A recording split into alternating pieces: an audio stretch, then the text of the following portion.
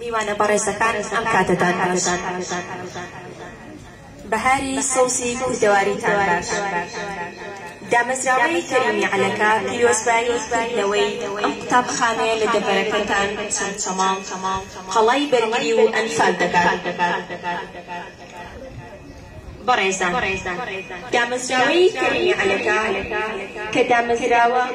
لە ڕۆژی دامەزراندنیەوە بێوچان نەسرە و دەستکەوتانە و کۆڵمەدەرانە بێوشمیڕان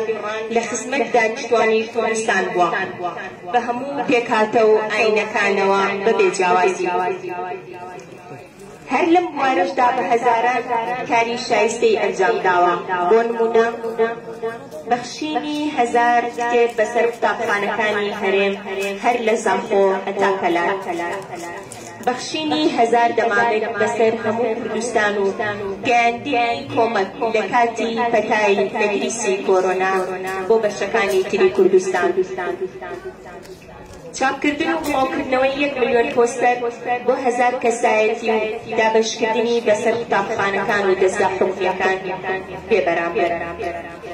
نۆژەمکردنەوە و یارمەتیدانی دەیان مزگەوت و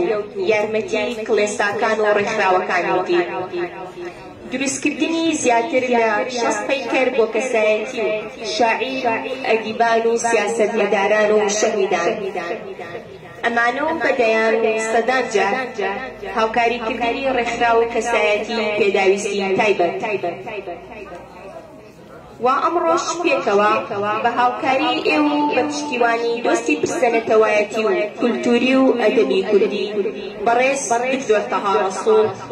ڕۆژێکی مێژووی تۆمار دەکەین کە لە ناوچەی چەمچەماڵی هەمیشە زیندوو تاکو بتوانین خزمەتێکی تر بە پەروەردە و زانست بکەین بێتە بناخی بنیادنانی نەوەیەکی ڕۆشن فکر و دڵسۆز بە نیشتیمان دووبارە پیرۆزبایی لە دانیشتوانی قوتابیانی دەڤەری چەمچەماڵ دەکەین ئێوەش دووبارە بەخێر بێ. سوپاس.